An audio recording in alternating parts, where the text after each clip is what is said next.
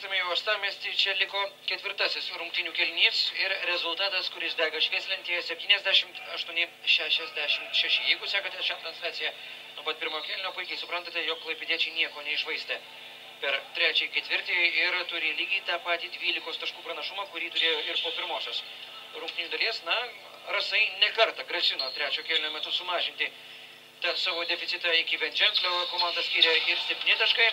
Tačiau banguojantis svečių žaidimas niekad neleido žengti ir toliavimo žingsnio ir taip stabilizuoti rungtynes iki galutinio maksimumo, o klaipėdiečiai, kurie labai paprastai žaisdami, tikrai nieko neišradinėdami, nenaudodami kažkokių ypatingai sunkių derinių, sugebėjo žaisdami sėkmingai po krepšiu susigrąžinti dviženklį pranašumą. Julius Kazakauskas, tas žaidėjas, kuris galbūt šiek tiek vangokai rinko taškus rungtynių pradžioje, dabar jau turi jų surinkęs 15, dar pridėkime 7 atkovotus kamuolius ir labai solidų rezultatyvų perdavimų skaičių 6. Jis yra savo komandos vedlys ne tik šiandien, tačiau ir visame sezone. 11 taškų surinko Ignas Vaitkus, tačiau jis anksti susirinko 5 pražangas, 10 yra pelnęs Dainius Vaitelis. Čia nepataiko 2 taškų Justas Petkevičius, tačiau chaosas įvyksta besibešant dėl kamuolio klaipėdiečių tarpe ir 2 labai lengvus taškus pelno ne kas kitas, o vienas iš mažesnių šios dienos rungtynių žaidėjų Gediminas Butkus. 10 taškų skiria ekipa, 78-68, o Donatas Norkus atranda nebe pirmąjį sykį save po varžovų krepšių, dar 2 jo taškai ir 14 Norkaus taškas. Rasų komandoje rezultatyviausi Karolis Guščikas ir Giedrius Kurtinaitis surinkė po 15. Čia jau Justas Petkevičius bandė pernelyg gudriai sužaisti, perdavimas atrodo buvo skirtas Dariui Marcinkevičiui, viską gelbsti tai, jog kažkuris iš klaipėdiečių pirštų galiukais liečia kamuolį ir jis toliau liks svečių rankose. Kurtinaitis prieš Norkų. Niekaip negali atsipalaiduoti Kurtinaitis. Puikiai visi žino, jau nekartą pasikartosiu, ką gali Kurtinaitis atakuojant iš įvairių distancijų. Butkus nėra toks pripažintas snaiperis kaip Kurtinaitis, tačiau ir jis atakuodamas laisvas grasina pataikyti. Čia dar viena pražanga. Elvinas Gintvainis. Jis pasirodys ant parketo, Stašys prasižengė trečiąjį sykį. Po tų 5 Vaitkus pražangų daugiausiai nuobaudų Klaipėdos komandoje po 3 turi Stašys ir Ovidijus Kaminskis. Tuo tarpu Rasų komandoje Karolis Guščikas turi 4 pražangas, Evaldas Žiukis taip pat turi tokį pat pražangų skaičių. Giedrius Kurtinaitis yra įsirašęs 3 nuobaudas. Marcinkevičius gražiai pranėrė pro visą varžovų gynybą ir pelno 2 taškus. Na, galbūt dabar nederiniais, o tam tikra iniciatyva iš vieno ar kito krepšininkų pusės gali susigrąžinti rungtynių kontrolę į savo rankas Rasai. Na, ne visuomet. Ne visuomet tas kamuolio dalymasis duoda vaisių. O tokie krepšininkai kaip Guščikas, Marcinkevičius ar Kurtinaitis savo arsenale turi ir tų pačių lyderio savybių ir gali bausti klaipėdiečius, tačiau tam reikia žinoma ir pasiryžimo. Kurtinaitis lėtai varinėjasi paskui save keletą varžovų žaidėjų ir priverčia prasižengti. Dainių Vaitelį. Jam yra įrašoma 3 pražanga, Justas Petkevičius stoja prie baudų metimo linijos. Tačiau ir vėl. Vos tik priartėja iki tam tikro atstumo Rasai, klaipėdiečiai duoda savo atsaką ir viskas toliau vyksta lyg ant supuoklių. Viena komanda priartėja, o po to jau kita komanda duoda savo atsaką. Tačiau, kuomet komanda skiria 2ženklis taškų skaičius, toks scenarijus yra, žinoma, naudingas tik vienai komandai Klaipėdos Naftai Unijai Aquaservice. Rezultatai iš kitų arenų. Kauno Jazz Diremta atsilieka rungtynėse namuose su Palangos ekipa 63-72.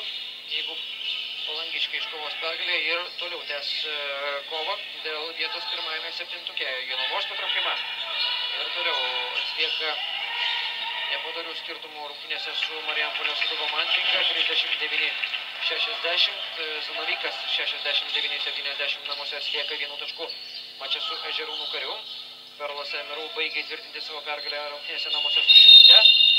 Vilniaus komanda 55-49, kiek netikėtai priekyje rungtynėse su Trakais. Ir tai yra visi šios dienos dar vykstančių rungtynių rezultatai. Priminsiu, jog kiek anksčiau prasidėjusiose rungtynėse Kaune Žalgiris 2 nusileido Joniškio Delikatesui 70-75.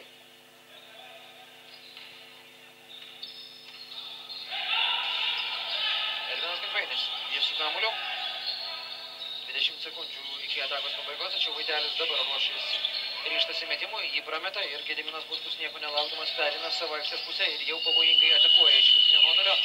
Metimas netikslus, ataka buvo kiek ir forsuota, buvo galima pagalvoti apie kitokį atakos scenarijų, tačiau atrodo Rasai jau ima žaisti vabank ir nori kuo greičiau sumažinti savo deficitą. Jis siekia 13 taškų.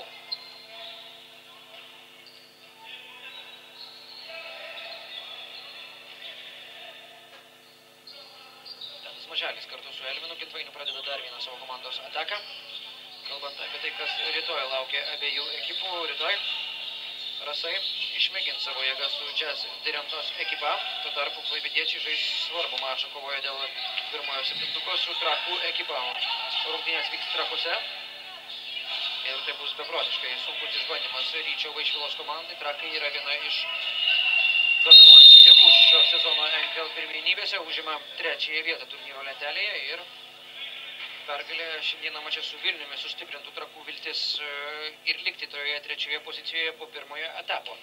Tačiau Vilniaus komanda yra pasiruošusi skelbti vieną iš tokių ryškesnių šio turo sensacijų. Tai yra įveikti praėjusio sezono NKL vicečempionus savo aikštelėje. Kazakauskas. Jo perdamas Tadui Maželiui kol kas įmetimą nepavirsta. Tadas Maželis jau irgi negalės sakyti, jog ši ataka buvo sėkminga. Prarastas kamuolys. Petkevičius. Prieš jį Donatas Norkus. Ryžtasi metimui Tadas Justas Petkevičius ir pataiko. Pataiko šūvį iš toli 84-74. Na, jeigu Rasai dar galvoja apie pergalę, būtų gerai imtis ryžtingesnių veiksmų dabar. Ir tokie metimai kaip Justo Petkevičius gali būti didelio spurto pradžia. Tačiau dabar reikia dirbti gynyboje. Elvinas Gitvainis.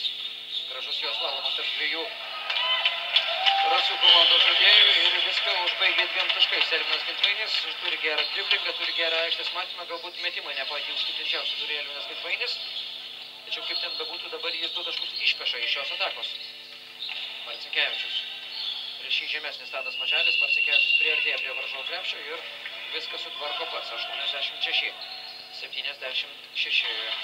Darius Marcinkevičius, kaip ir jo komandos draugas Darius Gricius, praėjusį sezoną rungtyniavo Radviliškio komandoje, kuri šiame sezone nusprendė pasitraukti iš NKL čempionato dėl finansinių priežasčių.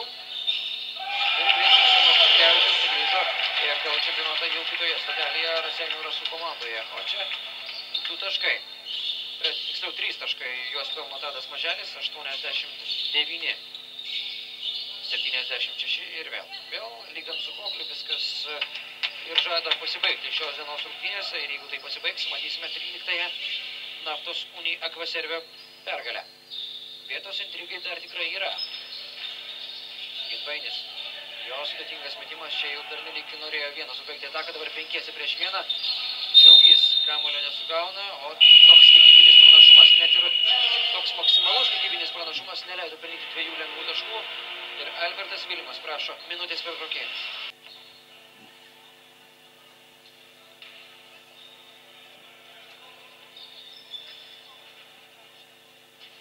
Grįžtame į Klaipėdą, čia Aidas Kavaliauskas yra pasiruošęs išsimesti kamuolį iš užgalinės linijos ir Rasai, kurie turi 13 taškų deficitą, yra jau nekarto mano paraginti, jau dabar galvoti apie spurtą. Na, žinoma, galima raginti tik taip hipotetiškai, tačiau, žinoma, Rasai jau dabar turėtų kažką daryti. Aidas Kavaliauskas praranda kamuolį, užminta šoninė linija ir po Alberto Vilimo paprašytos minutės pertraukėlės mini renesansas neįvyksta. Klaipėdiečiai apsigina, jie gali ramiai regzti ilgesnės pozicinės atakas, niekur neskubėti ir taip įtvirtinti savo pergalę, bei kartu atkeršyti už pralaimėjimą pirmajame rate.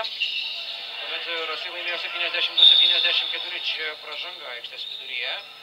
Ir vėl Rasai turėjo triuškinantį kiekybinį pranašumą. Jis šiuo metu buvo 4-1, taigi vienas žaidėjas gynėsi nuo 4 raseiniškių, tačiau Petkevičius nelaiku atidavė kamuolį ir klaipėdiečiai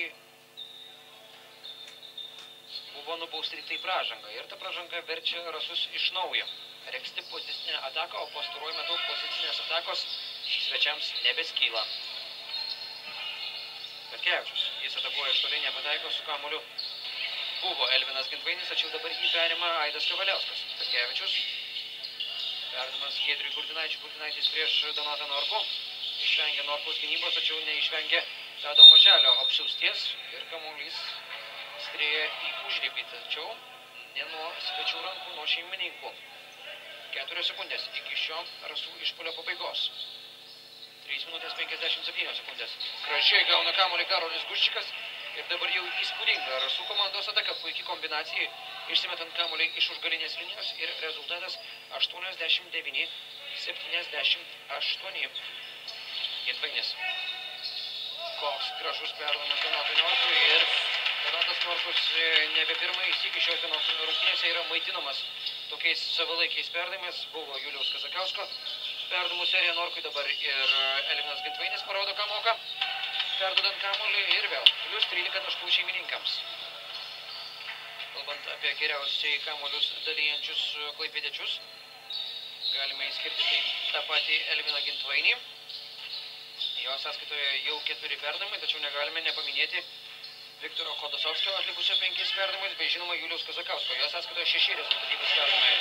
Čia dar vienas Elvino Gintvainio perdavimas, 5. Taigi trijulė klaipėdiečių šiandieną dalinasi ir varžosi tarpusavėje, kasgi bus geriausias atakų organizatorius. Kol kas Kazakauskas nusipelno tokio titulo, Elvinas Gintvainis bei Chodosovskis sparčiai viesi Kazakauską. Ant parketo netrukus pasirodys Džiugas Slavinskas.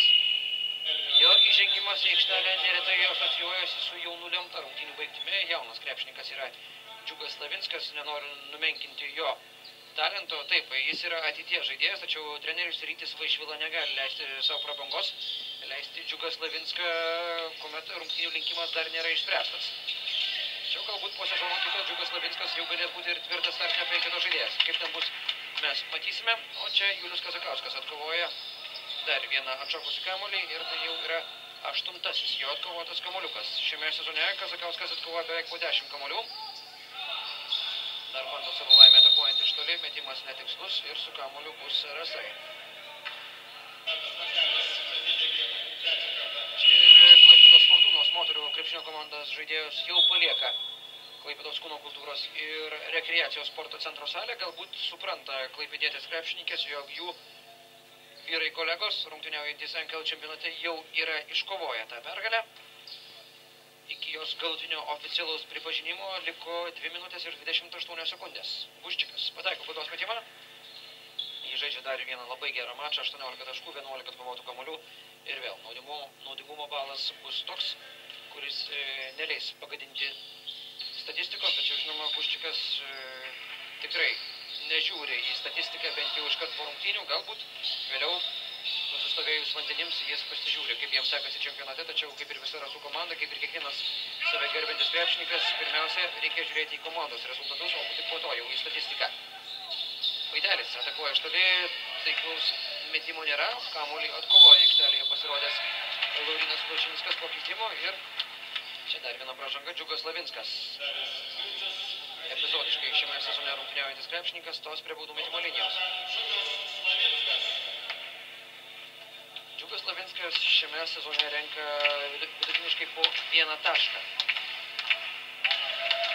Ir dabar tą vidurkį iš karto pakartoja. Daugiausiai taškų yra pelnęs 3, įmetęs į Palangos krepšį Džiugas Slavinskas. Artėja prie savo rekordo, kas ten žino, galbūt šiandieną iki 4 kėlinio pabaigos Slavinskas sužais ir geriausią savo karjeros mačą nacionalinėje krepšinio lygoje. Visko gali būti. Giedrius Kurtinaitis, sudėtingas jo perdavimas Marcinkevičiui, Marcinkevičius Kavaliauskui, Kavaliauskas Guščikui, Guščikas Kurtinaičiui ir ši kombinacija pavirsta į klaipėdiečių pražangą. Tadas Maželis prasižengia 4 sykį, tačiau tai jau yra maža reikšmė mačo statistika. Niekas iš Ryčio Vaišvilos treniruojamos komandos pergalės jau nebeatims. Čia minutės pertraukėlė ir jos prašo Albertas Vilimas. Rezultatai iš kitų arenų. Dar kartelį pasikartosiu, jog jaunieji žalgiriečiai šiandieną namuose 70-75 nusileido Joniškio Delikatesui. Vilniaus Perlas MRU iškovojo dar vieną pergalę NKL čempionate ir bando pasivyti Molėtų Ežerūno karį. Taigi Vilniečiai šiandieną 85-64 nugalėjo Šilutės ekipa rytoj, Vilniaus Perlo Emerų ir Marijampolės Sūduvos Mandingos komandų dvikovą galėsite stebėti tiesioginėme sporto.tv.lt eteryje. Tuo tarpu debiutantai Vilnius, atrodo, šiandieną pateiks neblogą siurprizą trakams ir nugalės varžovus iš Trakų, kurie užima trečiąją vietą turnyro lentelėje. Tuo tarpu Vilnius yra prieš paskutiniai. Ir Vilniečiai pirmauja 75-62. Jonavos Petrochima atrodo šiandieną nebeatlaikys Sūduvos Mandingos egzamino ir nusileis varžovams. Rezultatas Jonavoje liko žaisti 5 minutės, yra 46-65.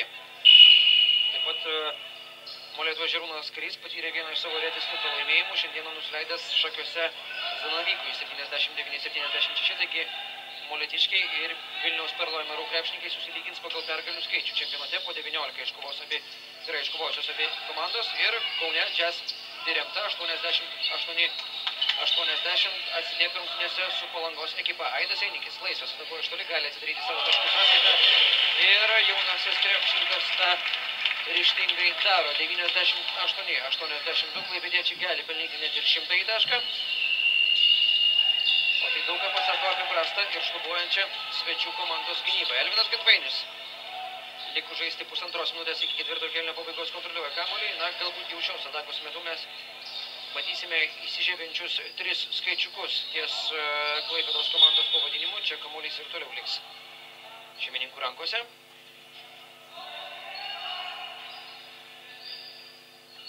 Kazakauskas jau sėdi ant atsarginio žaidėjo suolelio, sėdi Norkus, Kolosovskis, jiems įvykiai aikštelėje nebelabai įdomus. Šnekučiuojasi tarpusavėje, galbūt jau ir laukia rytojaus rungtynių su Trakais. Čia Aidas Einikis, ties su kamuoliu, dar sykį atakuoja iš toli ir Aidas Einikis. Pataiko, Julius Kazakauskas baigė pašnekėti su komandos draugais ir atsistoja palaikyti savo jaunąjį kolegą. Aidas Einikis turi labai taiklę rankelę. NKL debutantas 2 tritaškiais iš eilės. Pelno 6 taškus iš eilės ir, kas svarbiausia, įmeta tą išsvajotą ir lauktą į 100 tašką. 101-82. Čia Džiugas Lavinskas. Kamuolys jau buvo besileidžiantis. Taip, ir Džiugas Lavinskas žaidžia savo karjeros rungtynes nacionalinėje krepšinio lygoje. 4 taškas. Kol kas karjeros rekordas. Sakykime, kol kas. Krepšininkas jaunas, krepšininkas auga ir tokių jo geriausių karjeros rungtynių dar bus ne vienos ir ne 2. Aš bent jau taip spėčiau. Aidas Kavaliauskas. Jo tolimas metimas, tačiau tai jau yra menka pagoda ir galbūt tas skirtumas ne visiškai atspindi tą tikrąją kovą. Aidas Einikis ar bus dar 3 tolimas metimas, na tai jau būtų šiek tiek ir nebepadoru triuškinant varžovus. Taigi tas skirtumas galbūt nėra pats išraiškingiausias, Rasai nebuvo verti pralaimėti tokių galingų skirtumų kaip 18 taškų, Darius Marcikėnas galės jį sušvelninti. Rasiniškiai buvo, jeigu ir verti pralaimėjimo, tai galbūt vienženklių skirtumų kovingai šiandien žaidė Rasai, tačiau buvo labai sunku ką nors prieš pastatyti prieš Klaipėdos komandos priekinę liniją ir klaipėdiečių žaidimą po varžovų krepšių. Ir kągi, rytoj Alberto Vilimo auklėtiniai galės reabilituotis rungtynėse namuose su Kauno Jazz Diremtos ekipa, pabandyti išlėti savo visą sportinį pyktį ir pabandyti yra šeimininkų palaikymo grupiai padovanoti dar vieną pergalę, kuri būtų 11-oji sezone. Šiandieną bus patirtas 15-asis pralaimėjimas. Elvinas Gatvainis pasielgia gražiai ir leidžia ištiksėti visam likusiam ketvirtojo kėlinio pabaigos laikui. Nebėra ką įrodyti, viskas jau buvo sudėta anksčiau laiko. Taigi pergalė rezultatu 103-87 šiandieną iškovoja Klaipėdos Naftos Unijai Akvaserbio ekipa, įsirašanti 13-ąją ir labai svarbią pergalę kovojant dėl aukštesnių vietų šiame sezone. Na, o rasiniškiams lieka, kaip ir minėjau, rytojaus dvikova. Rytoj klaipėdiečiai susitiks su Trakais, o mes rytoj kelsimės į Marijampolę, kur vyks